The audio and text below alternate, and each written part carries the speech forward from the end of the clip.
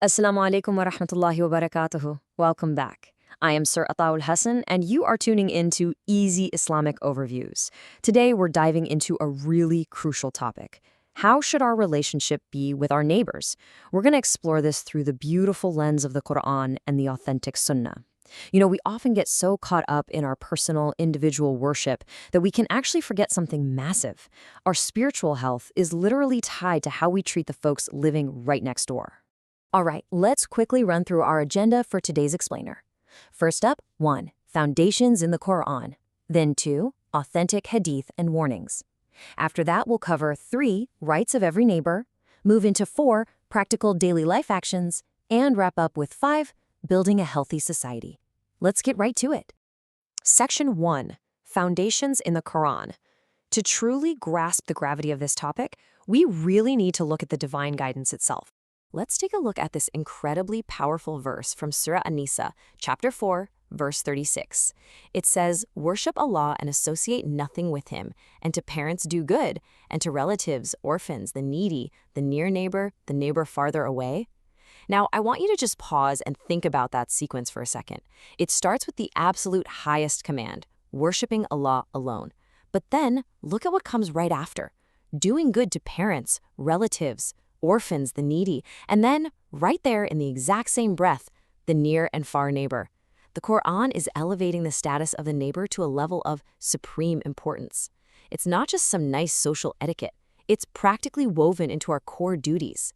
Moving on to Section 2, Authentic Hadith and Warnings.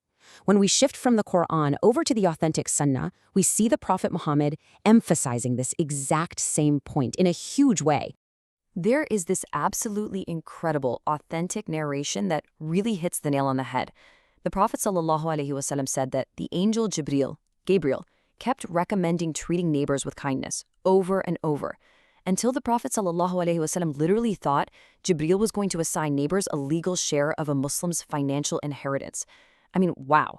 Think about the sheer magnitude of that for a moment. Inheritance is strictly reserved for blood relatives, right? So for neighborly rights to be pushed so incredibly hard that it almost crossed over into family inheritance, that just shows you exactly how heavy this duty weighs on us as Muslims. But on the flip side of all that beautiful kindness, there is a very, very strict boundary. We have to talk about this severe warning. Never bring harm to your neighbor. The authentic Sunnah is crystal clear, issuing severe warnings against causing any distress, fear, or harm to the people living around you. In fact, it goes so deep that safety from your harm is actually considered a prerequisite of true faith. Basically, if your neighbor does not feel safe because of your misconduct, well, your faith is fundamentally incomplete. That is a massive reality check for all of us. Section 3, Rights of Every Neighbor. Now, you might be sitting there wondering, okay, but who exactly gets this level of profound respect and protection? Let's clear that up. Let's look at Muslim neighbors versus non-Muslim neighbors. This is where the sheer beauty of Islamic community integration shines through. These rights, they apply universally. Yes, a Muslim neighbor has the rights of both a neighbor and a fellow believer, but a non-Muslim neighbor has full, undeniable rights simply by virtue of being your neighbor. Islam teaches total, comprehensive integration.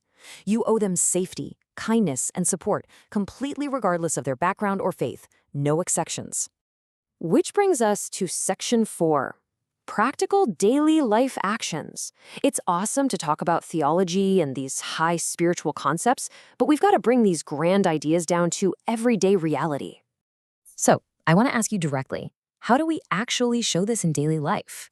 It's one thing to know the verses and the hadith, sure, but what does it actually look like when you step out your front door on a random Tuesday morning? Let's reset for a second and look at some highly actionable habits. Here are the first 4 quick, practical habits you can start right now. Number 1, greeting neighbors politely. Honestly, just a simple smile and a hello builds massive bridges. Number 2, helping during illness or hardship. If you see them struggling, step up and lend a hand. Number 3, respecting privacy. Don't be that intrusive neighbor, give them their space. And number 4, avoiding loud noise and disturbances. Sometimes being a fantastic neighbor just means being super mindful of the peace and quiet of the folks on the other side of your wall. Continuing that list, we've got keeping the surroundings clean. Basically, don't let your trash blow into their yard. Next, sharing food and celebrating with kindness. Guys, there is something so magical about just walking over and handing your neighbor a fresh plate of food. It literally softens hearts instantly. Then, being patient and forgiving, and finally, resolving disputes peacefully. Let's be real here. Living right next to people means friction is going to happen. It's inevitable. But the absolute key here is patience. When a conflict pops up, your Islamic duty is to de-escalate and handle it with grace. And that leads us perfectly into Section 5, Building a Healthy Society. Let's zoom out and look at the big picture for a second. What happens when all these little daily actions start multiplying? Well, it's a beautiful chain reaction. It all starts at the grassroots level with strong neighborhood relationships. Once neighbors actually trust each other, it creates this incredible safe haven for peaceful families to raise their kids. And when you've got networks of peaceful, supportive families, boom, you have just laid the ultimate foundation for a healthy and thriving society. True societal peace doesn't start from the top down. It starts literally at your own property line. I really, really want to emphasize this core takeaway for you all. True Islamic character is demonstrated through actions, not words alone. You know, we can quote hadith all day long, but if your neighbor is constantly annoyed by how you act, those words mean absolutely nothing. I strongly urge you to take these teachings and apply them today in your homes, your workplaces, and across your entire community. As we wrap up this explainer, I want to leave you with a provocative thought to really chew on. What positive impact will you make in your community today? Seriously, don't put it off until tomorrow. Think of just one tiny practical thing you can do for the person living next door to you the minute this finishes.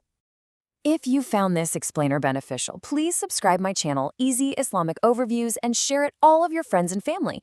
Your support is what helps us keep bringing you authentic, engaging content just like this. I've been your host, Sir Atta UL Hassan. Jazakumullahu khairan for watching, and assalamu alaikum wa rahmatullahi wa barakatuh.